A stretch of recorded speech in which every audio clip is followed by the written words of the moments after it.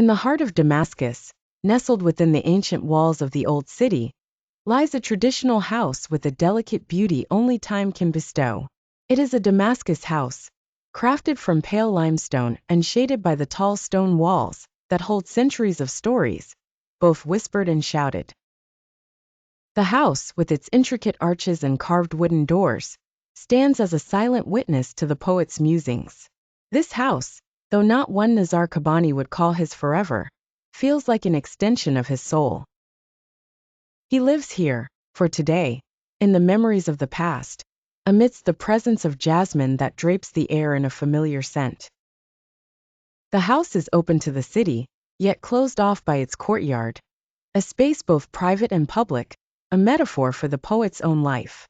The courtyard, a place of reflection. The sun is still shy in the early morning, but the soft Damascus light has already begun to illuminate the courtyard. The fountain in the center trickles with a rhythmic sound, water slipping from one stone basin to the next, its gurgling like the whisper of a lover. Around the fountain, the courtyard is laid with mosaic tiles, splashes of blue, green, and white, forming patterns that resemble the stars in the night sky, or perhaps the distant waves of the Mediterranean. Nizar steps out barefoot onto the cool stone, feeling the smoothness beneath his feet. In this courtyard he breathes freely, knowing that outside these walls the world is full of noise and chaos, but here there is peace. The house is an escape, a sanctuary from the weight of the world. It is in these moments of stillness, in this space of tranquility, that the poet's thoughts often take root. The jasmine tree, a silent witness to love. Beside the fountain grows an old jasmine tree. Its delicate white flowers are just beginning to bloom, their fragrance filling the air with an intoxicating sweetness.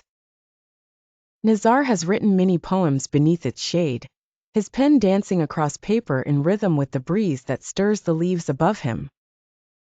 He remembers his first love, the scent of jasmine thick in the air, as he walked through the old streets of the city, the same jasmine that whispered secrets to him, as it did to every lover before him. In this house, he finds the echo of all his loves, both past and unspoken, each fragrance drawing him deeper into the folds of memory. He pauses for a moment, looking up at the white blossoms. The jasmine holds a mirror to his own longing, its fragility, its beauty, and the fleeting nature of time. Love for Nizar was never just a soft embrace. It was a burning fire, a revolution that could never be extinguished. It was the pulse of life itself, the layout of the house, a reflection of the soul. As Nizar walks through the house, the layout mirrors the complexity of his own thoughts. The structure is both simple and intricate, much like his poetry. The entrance hall. It is wide, with thick carved wooden doors that open into a long, narrow hallway, much like the corridors of his mind.